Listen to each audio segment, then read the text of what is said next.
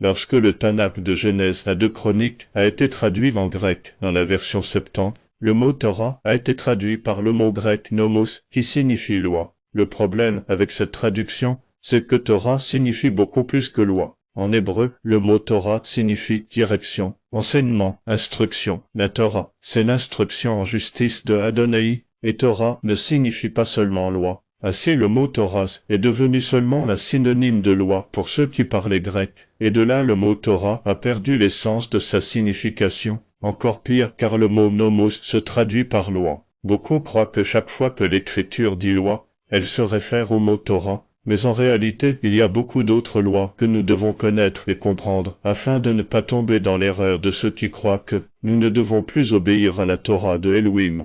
Paul n'explique pas toujours de quelle loi il parle, et c'est ça le problème de beaucoup de gens. Paul exige que le lecteur utilise le contexte pour comprendre de quelle loi il parle. Dans le cas contraire, vous allez tordre les écrits de Paul pour votre propre destruction. Paul mentionne au moins 7 lois dans ses lettres.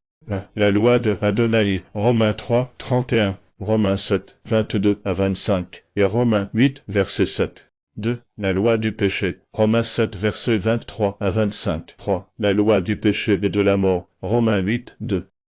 4. La loi de l'esprit de vie, Romains 8, verset 2. 5. La loi de la foi, Romains 3, verset 27. 6. La loi de justice, Romains 9, verset 31. 7. La loi du Mashiach, Romains 8, verset 2, Corinthiens 9, 21. Toutes les lettres de Paul parlent de ces 7 lois d'une manière ou d'une autre. Il utilise ces lois pour nous enseigner le plan du salut, la signification de la vraie foi d'Emouna, et le processus pour devenir un croyant en Yeshua. Paul propose ce processus comme un moyen de faire face aux malentendus du 1er siècle, par exemple, la dépendance aux instructions des hommes ou le modèle de salut basé sur les œuvres, etc. Alors quand Paul parle de ces 7 lois, Paul essaie de vous expliquer comment une personne peut vraiment passer de la mort à la vie éternelle, et comment cette personne devrait vivre. La loi de Yehovah, ou la Torah, c'est l'instruction dans la justice du Père. Deutéronome 6 versets 4 à 9. Écoute, Israël. Yehovah, notre Elohim, Yehovah, est un. Et tu aimeras, Yehovah, ton Elohim, de tout ton cœur, de toute ton âme, et de toute ta force. Et ces paroles que je t'ordonne aujourd'hui seront dans ton cœur. Tu les enseigneras d'une manière incisive à tes enfants. Tu en parleras quand tu seras assis dans ta maison, quand tu iras en voyage, quand tu te coucheras et quand tu te lèveras, et tu les liras comme un signe sur tes mains, et elles seront comme des frontaux entre tes yeux. Tu les écriras aussi sur les poteaux de ta maison et sur tes portes. Une autre chose importante de la Torah sont les commandements donnés à Moïse au Sinaï. Yeshua nous le prouve dans Marc chapitre 7. Marc 7. Yeshua leur disait aussi, vous rejetez bien le commandement de Elohim, afin de garder votre tradition. Car Moïse a dit, honore ton père et ta mère, et celui qui maudit son père ou sa mère sera puni de mort, annulant la parole de l'Elohim par votre tradition que vous avez établie. Et vous faites encore beaucoup d'autres choses semblables. Le commandement de Elohim, la loi de Moïse, la parole de Elohim, ces 3 phrases sont la même chose devant Yeshua. La Torah, c'est ce que Moshe a écrit. Une autre chose très importante à propos de la Torah est éternelle, et elle est immuable. Le mot immuable signifie qu'elle ne change jamais. Ésaïe 40, 6, la voix dit, crie, on a répondu, que crierai-je? Toute chair est de l'herbe, et toute sa grâce est comme la fleur d'un champ. 7, l'herbe sèche, et la fleur tombe, parce que le vent de Yehovah souffle dessus. En vérité le peuple, c'est de l'herbe. 8, l'herbe sèche, et la fleur tombe, mais la parole de notre Elohim demeure éternellement. Matthieu 7, 21. Ce n'est pas tout homme qui me dit Seigneur, Seigneur, qui entrera dans le royaume des cieux, mais celui qui fait la volonté de mon Père qui est dans les cieux. 22. Beaucoup me diront en ce jour-là, Seigneur, Seigneur, n'est-ce pas en ton nom que nous avons prophétisé? En ton nom que nous avons chassé les démons? En ton nom que nous avons fait beaucoup de miracles? 23. Et alors je leur dirai ouvertement, je ne vous ai jamais connus. Retirez-vous de moi, vous qui travaillez pour la violation de la Torah.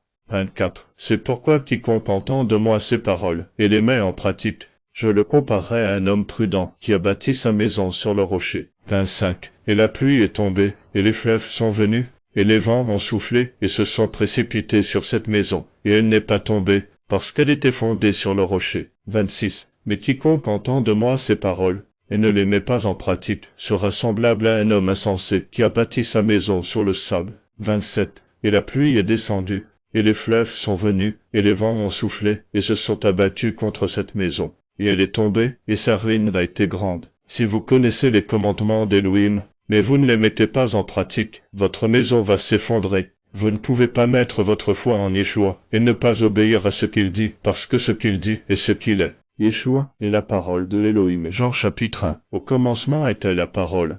Elohim possédait la parole. Elohim était la parole. Et la parole est devenue chair. Il a dressé sa tente parmi nous, et nous avons contemplé sa gloire, une gloire comme celle du Fils unique du Père, pleine de grâce et de vérité. Apocalypse 19, 13. Il était revêtu d'un vêtement trempé de sang, et son nom s'appelle la parole de Elohim. À quoi sert la Torah? La Torah définit le péché. Sans la Torah, on ne saurait ce que c'est le péché. Jérémie 44, 23. C'est parce que vous avez brûlé de l'encens et que vous avez péché contre Jéhovah, n'ayant pas écouté la voix de Jéhovah, ni marché dans sa Torah, ses statuts et ses témoignages. C'est pour cela que ce malheur vous est arrivé, comme en ce jour. Daniel 9, verset 11. Tout Israël a transgressé ta Torah et s'est détourné pour ne pas écouter ta voix. Alors se sont répandus sur nous la malédiction et le serment, qui sont écrits dans la Torah de Moshe, serviteur de Elohim, parce que nous avons péché contre lui. Autre chose que vous devez savoir, c'est que la Torah est un miroir. Romains 7, verset 7. Que dirons-nous donc? La Torah est-elle péché? Que cela n'arrive jamais, mais je n'ai connu le péché que par le moyen de la Torah. Car je n'aurais pas connu la convoitise, si la Torah n'avait pas dit « Tu ne convoiteras pas ». 1 Jean 3, verset 4. Quiconque pratique le péché, pratique aussi la violation de la Torah. En effet, le péché est la violation de la Torah. Peu importe ce que tu fais, peu importe à quel point tu es bien intentionné. Si ce n'est pas la Torah, c'est un péché. Si ce n'est pas la Torah, tu es un transgresseur de la Torah, et tu n'entreras pas dans le royaume d'Élohim. La raison pour laquelle la Torah définit le péché, c'est qu'après l'avoir défini, la Torah a un impact direct sur notre condition actuelle devant l'Élohim. S'il n'y a pas de Torah, il n'y a pas de définition du péché. S'il n'y a pas de définition du péché, il n'y a pas la nécessité de la grâce. La Torah a été écrite dans le but de nous faire voir notre péché, parce que quand nous le voyons, alors nous allons dire, oui, nous avons besoin d'Élohim, et c'est une nécessité urgente. Si vous ne connaissez pas la Torah, et que vous ne réalisez pas votre péché, vous ne voudrez jamais être sauvé du péché. Vous ne saurez jamais que vous avez besoin de Elohim, et vous vivrez dans le péché même si vous ne le savez pas. Les gens qui ne sont pas confrontés à la parole de Elohim ne se rendent jamais compte de leur péché. Alors quand on nous dira « Ne lui dis pas tant de choses », il va se sentir mal, mon frère. Donc vous le laissez dans le péché, et c'est votre faute parce que vous ne le confrontez pas avec la parole pour qu'il soit sauvé. Or nous savons que tout ce que la Torah dit, elle l'adresse à ceux qui sont sous la malédiction de la Torah, afin que toute bouche soit fermée, et que tout le monde devienne sujet au châtiment venant de Elohim. À cause de ceci, aucune chair ne sera justifiée devant lui sur la base des œuvres de la Torah, car c'est par le moyen de la Torah que vient la connaissance précise et correcte du péché. La Torah est entrée en complément afin que la faute abondât, mais là où le péché abondait, la grâce a surabondé. Romains 3 verset 19-20, Romains 5 verset 20. Alors c'est pour ça qu'il a mis la Torah, pour que tu puisses vraiment réaliser à quel point tu étais sale et dire « Nettoie-moi, Yeshua ». Car s'il ne te donne pas la Torah, tu peux dire « J'apporte juste un petit péché », mais quand il te donne la Torah, tu vois que tu as environ 50 péchés. C'est à ça que sert la Torah, pour que le péché abonde dans ta vie, non pas pour que tu vives dans le péché, mais pour que tu réalises à quel point tu es sale. Donc, avant d'avoir la foi, c'est-à-dire avant de pouvoir croire en Yeshua qui peut te sauver, à un moment donné, nous avons dû écouter la Torah de Elohim, et nous avons pu voir que nous étions coupables devant notre Créateur d'avoir enfreint sa Torah. C'est là que nous réalisons que nous n'avions pas marché dans la loi de Jéhovah, et que nous avons marché dans la loi du péché. Romains 7 verset 14. La Torah est l'instruction de Elohim pour nous. Si nous gardons ses commandements, nous vivrons par eux. Le problème, c'est qu'on avait tous violé la Torah d'Elohim. Comme nous avons tous violé la Torah apporte une bénédiction pour ceux qui la gardent, mais elle apporte une malédiction pour ceux qui la violent. Si nous violons la Torah, il y a une malédiction sur nous. Si nous la violons en extension, il y a une malédiction perpétuelle pour nous. Donc la Torah ne finissait pas par être une bénédiction, mais une condamnation pour nous. Et c'est là que vous réalisez que toute personne qui, au lieu de garder la Torah, la transgresse, n'est plus dominée par la Torah, mais est dominée par le péché. 2. La loi du péché. Romains 7, 21. Je trouve donc cette loi au-dedans de moi, quand je veux faire ce qui est bon, c'est le mal qui est à ma portée. 22. Car je prends plaisir à la loi d'Élohim selon l'homme intérieur. 23. Mais je vois dans mes membres une autre loi qui lutte contre la loi de ma pensée, et qui me rend captif de la loi du péché qui est dans mes membres. 24. Misérable être humain que je suis, qui me délivrera du corps de cette mort. 25. Je rends grâce à Elohim en moyen de Yeshua Mashiach notre Adon. Ainsi donc moi-même, par la pensée, je suis en effet l'esclave de la loi d'Élohim, mais la chair est esclave de la loi du péché. La loi du péché est la nature charnelle que nous suivions tous avant de nous unir à Yeshua. Notre chair est la Torah d'Élohim. La pensée de la chair est inimitié contre Elohim, car elle ne se soumet pas à la Torah d'Élohim, et qu'elle n'en est même pas capable. Or ceux qui vivent selon la chair ne peuvent plaire à Elohim. Romains 8, 7 et 8. Tu as dans ton corps la loi du péché. Je l'ai aussi. Nous l'avons tous. La chair est le désir de faire les choses à notre manière, au lieu de faire ce qui est établi dans la Torah d'Élohim. Avant d'adhérer à Yeshua, nous sommes dominés par le péché, mais quand nous adhérons à Yeshua, nous ne sommes plus esclaves du péché. Et c'est alors que le péché qui habite en nous commence à se battre avec le nouvel homme. Cela ne s'est pas produit lorsque nous n'étions pas encore venus à la foi et Mouna. Quand nous sommes venus à la foi, il y a une bataille en nous, entre la chair qui nous conduit à la loi du péché, et l'esprit qui nous conduit à la Torah d'Élohim. Nous allons avoir ce combat tant que nous sommes en vie. Romains 8. 12. Ainsi donc, frères, nous ne sommes pas débiteurs de la chair pour vivre selon la chair. 13. Car si vous vivez selon la chair, vous mourrez. Mais si par l'esprit vous fait mourir les actions du corps, vous vivrez. 2 Timothée 4. 6. Car pour moi, je suis déjà versé comme une libation, et le temps de mon départ est survenu. 7. J'ai combattu le bon combat. J'ai terminé la course. J'ai gardé la foi. 8. Désormais, m'est réservé la couronne de justice. L'Adon, le juste juge, me la remettra en ce jour-là, et non seulement à moi, mais aussi à tous ceux qui auront aimé son apparition. 1 Corinthiens 15, 54. Or, lorsque ce corruptible aura revêtu l'incorruptibilité, et que ce mortel aura revêtu l'immortalité, alors se réalisera la parole qui est écrite, la mort a été engloutie dans la victoire. 55. Mort, où est ton aiguillon, Hadès, où est ta victoire? 56. Or l'aiguillon de la mort, c'est le péché. Et la puissance du péché, c'est la loi. Nous terminerons ce combat quand nous mourrons. Nous remporterons la victoire quand nous ressusciterons. Avant que la résurrection n'arrive, le péché habitera toujours en nous. Et donner la place au péché nous mène à la mort, qui nous mène à la loi du péché et de la mort. Romains 3, 23 dit que tous ont péché et ne peuvent donc pas participer à la gloire d'Élohim. Et Romains 6, 23 dit parce que le salaire du péché, c'est la mort. La loi du péché et de la mort est la conséquence du péché. Genèse 2, versets 16 et 17. Yehovah Elohim donna cet ordre à l'être humain en disant, tu mangeras de tout arbre du jardin. Mais quant à l'arbre de la science de ce qui est bon ou mauvais, tu n'en mangeras pas, car le jour où tu en mangeras, tu mourras. Nous étions tous sous la loi du péché et de la mort avant d'adhérer à Yeshua, mais nous ne nous en rendions pas compte. Depuis le jardin d'Éden, chaque transgression de la Torah nous mène à la mort. Nous étions tous esclaves de cette réalité, c'est-à-dire que nous allions tous aller en enfer. Nous allons tous mourir pour le péché qui est en nous. Romains 5, 12. Si nous sommes tous sous la loi du péché, nous allons tous passer à la loi du péché et de la mort, c'est-à-dire la conséquence du péché. Notre chair appelle la loi du péché la liberté, mais en réalité c'est un esclavage qui nous mène à la mort. Romains 6, versets 20 et 21. Car lorsque vous étiez esclaves du péché, vous étiez libres à l'égard de la justice. Quel fruit donc aviez-vous alors?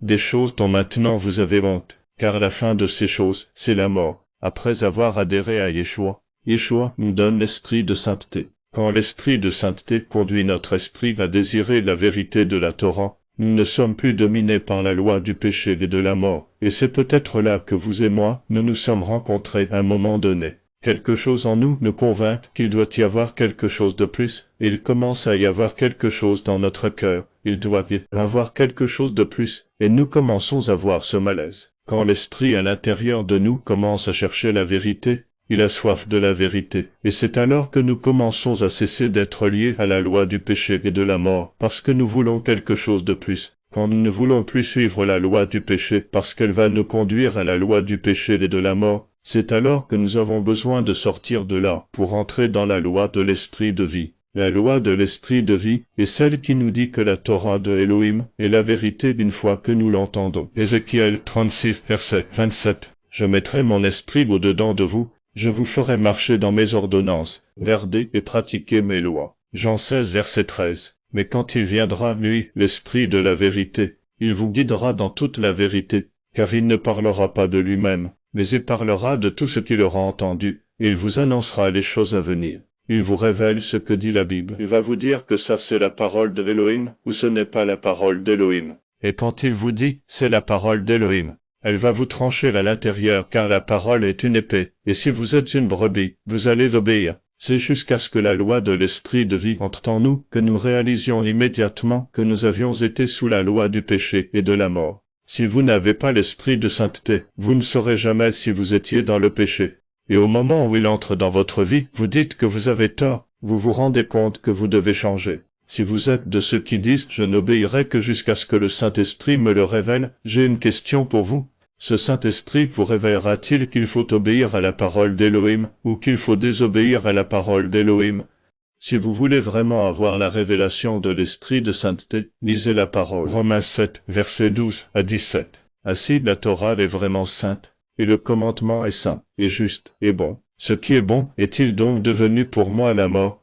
Que cela n'arrive jamais, mais le péché, afin de se manifester en tant que péché, a produit en moi la mort par le moyen de ce qui est bon, afin que par le moyen du commandement, le péché devienne excessivement pécheur. Car nous savons que la Torah est spirituelle, mais moi, je suis charnel, vendu sous le péché. Car ce que j'accomplis, je ne le comprends pas. Car ce que je veux, je ne le pratique pas. Mais ce que je l'ai, je le fais. Or si ce que je ne veux pas, je le fais, j'avoue que la Torah est bonne. Mais maintenant ce n'est plus moi qui accomplis cela, mais le péché qui habite en moi. C'est là que nous réalisons que nous sommes en prison. L'esprit de sainteté nous fait voir que nous sommes en prison, esclaves de notre propre péché, et nous cherchons à sortir de là. L'esprit de sainteté nous amène à établir la foi, Emouna, en Yehovah, notre Créateur, et en sa parole. Cela va nous conduire à la loi de la foi Emouna. Romains 3, 27 et 28. Où est donc le sujet de se glorifier?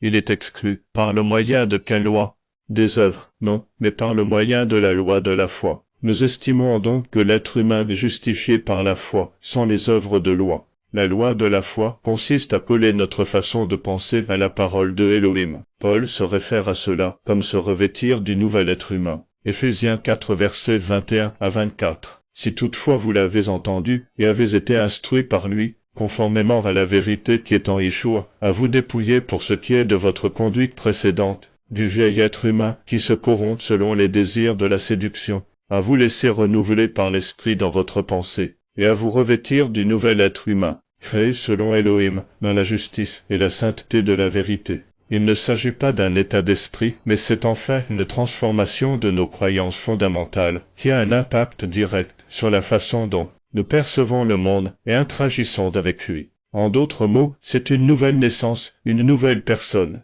Une personne qui est transformée par la foi au Mashiach. Yeshua n'est pas juste une personne qui a changé 2 ou 3 habitudes, mais c'est une nouvelle créature. Une personne qui a vraiment Yeshua dans sa vie est une personne transformée. Mais le vrai Yeshua ne vient habiter que chez les personnes qui ont traversé tout ce processus et réalisent vraiment leur saleté et les rejettent. Une personne qui est vraiment transformée déteste le péché. Jude 1 versets 22 et 23. Ayez vraiment pitié de ceux qui doutent. Mais les autres, sauvez-les avec crainte en les arrachant hors du feu, en haïssant même la robe souillée par la chair. 2 Corinthiens 5 verset 17. Si donc quelqu'un est en Mashiach, il est une nouvelle créature. Les choses anciennes sont passées. Voici, toutes choses sont devenues nouvelles. Tu dois haïr ton vieil être humain parce que le vieil être humain est lié à la loi du péché. Si tu aimes un peu de ton vieil être humain, tu aimes aussi un peu de la loi du péché. Or, la loi du péché et la loi de Yehovah sont ennemies. Il y a 2 possibilités. 1. Tu aimes un peu ton vieil être humain, et en même temps tu détestes un peu le nouvel homme, et la loi de Yehovah. 2. Tu détestes complètement le vieil être humain, et tu aimes complètement l'homme nouveau, et la loi de Yehovah. Conseil, choisis le numéro 2. Quand on obéit à la loi de la foi, on voit la Torah d'Elohim comme liberté et comme mode de vie. Mais si c'est la chair qui est en autorité, tu vois la Torah d'Élohim comme si elle était de l'esclavage. Alors toute personne, tout prédicateur, tout chrétien qui vous dit « Ah, vous gardez la loi de Yehovah, vous voulez être esclave », sache que cette personne marche selon la chair. Romains, versets 4 et 5, déterminé fils d'Élohim avec puissance, selon l'esprit de sainteté, par la résurrection d'entre les morts, Yeshua Mashiach, notre Adon, au moyen duquel nous avons reçu la grâce et l'apostolat pour amener en faveur de son nom toutes les nations à l'obéissance de la foi. Avoir la foi, c'est obéir. Celui qui a la foi obéit aux commandements de Elohim. Quiconque dit non, les commandements de Elohim ne sont pas pour moi, sache que cette personne vit selon la chair. Si tu es une personne spirituelle, tu dois garder les commandements de Elohim parce que la Torah est spirituelle. Romains 7, 14. Si tu dis que tu n'obéiras pas aux commandements de Elohim, c'est parce que tu n'es pas spirituel, tu es charnel, et tu es sous la loi du péché et de la mort. Le salut n'est pas quelque chose qui s'obtient par les œuvres, mais par la foi. De même, la loi de la foi est manifestée en nous lorsque nous faisons des œuvres qui démontrent notre foi. Le salut ne s'obtient pas par les œuvres de justice, mais le salut se démontre à travers les œuvres de justice. Et cela nous amène à la loi de justice. Romains 10 verset 10 dit « Car avec le cœur on croit pour la justice, mais avec la bouche on confesse pour le salut. » Jacques 2 verset 18 à 24. Mais quelqu'un dira « Tu as la foi, et moi, j'ai les œuvres. Montre-moi donc ta foi sans les œuvres. Et moi, je te montrerai ma foi par mes œuvres. Tu crois que Elohim est un, tu fais bien. Les démons le croient aussi, et ils tremblent. Mais veux-tu savoir, ô homme vain, que la foi sans les œuvres est morte? Abraham, notre père, ne fut-il pas justifié sur la base des œuvres, quand il offrit son fils Isaac sur l'autel? Tu vois que la foi agissait avec ses œuvres, et que ce fut par ses œuvres que sa foi fut rendue parfaite. Ainsi s'accomplit ce que dit l'Écriture, Abraham crut en Elohim, et cela lui fut compté comme justice. Il fut appelé ami de Elohim. Vous voyez donc que l'être humain est justifié par les œuvres, et non par la foi seulement. Vous ne vivez par la foi qu'en obéissant aux commandements de Elohim. Voir l'origine hébraïque de la Bible numéro 2 sur cette page. Jean 2 verset 29. Si vous savez qu'il est juste, sachez que quiconque pratique la justice a été engendré de lui. Jean 3 verset 7. Petits enfants, que personne ne vous égare. Celui qui pratique la justice est juste comme lui-même est juste. C'est ça la loi de justice. Yeshua nous a laissé un exemple sur la façon dont la Torah est appliquée. Il est la Torah vivante, donc il sait beaucoup mieux que nous tous comment les commandements doivent être observés. Éphésiens 5 versets 1 et 2. Devenez donc imitateurs de Elohim comme des enfants bien-aimés, et marchez dans l'amour, de même que le Mashiach nous a aimés, et s'est livré lui-même à Elohim, pour nous en offrande et en sacrifice, comme un parfum de bonne odeur. Yeshua n'a jamais parlé pour son propre compte de sa propre autorité. Il a simplement répété et pratiqué l'interprétation valide de la parole de Elohim. Suivre Yeshua, c'est suivre la Torah de Elohim. Jean 7 verset 16. Yeshua leur répondit et dit, « Ma doctrine n'est pas de moi, mais de celui qui m'a envoyé. » 17. Si quelqu'un veut faire sa volonté, il saura si ma doctrine est de l'Elohim, ou si je parle de moi-même. 1 Corinthiens 9, 21. Je suis devenu pour les violeurs de la Torah comme violeur de la Torah, n'étant pas violeur de la Torah d'Elohim, mais lié par la loi du Mashiach, afin de gagner les violeurs de la Torah. Pourquoi Paul pouvait obéir à la Torah de Yehovah et à la Torah du Mashiach en même temps? Parce que c'est la même chose, tout simplement. La Torah du Mashiach, c'est la Torah de Yehovah, selon l'interprétation de Yeshua. Voilà, vous avez appris qu'il a été dit aux anciens. Mais moi, je vous dis sur cette page, Jean 3 verset 36, celui qui croit au Fils a la vie éternelle, mais celui qui est rebelle au Fils ne verra pas la vie, mais la colère de Elohim demeure sur lui. Que dit le Fils? Ainsi parle le Fils dans Matthieu 5 verset 17 à 19, ne pensez pas que je sois venu pour détruire la Torah, mais pour accomplir. En vérité je vous le dis, tant que sont les cieux et la terre, une lettre et un ikuda point ne sera pas annulé de la Torah et des Nevilim prophètes, tous survivront. Celui qui violera la parole de l'un des mitzvot commandements de la Torah qui en enseignera d'autres, fils soit pour eux 20 lui sera appelé du royaume. Et celui qui les aura gardés et enseignés, grand lui sera appelé dans le royaume des cieux. La loi du Mashiach, c'est la loi de Moïse, expliquée par Yeshua. Partagez cette vidéo à votre prochain, et suivez cette page pour que vous receviez une notification quand nous aurons partagé la prochaine vidéo.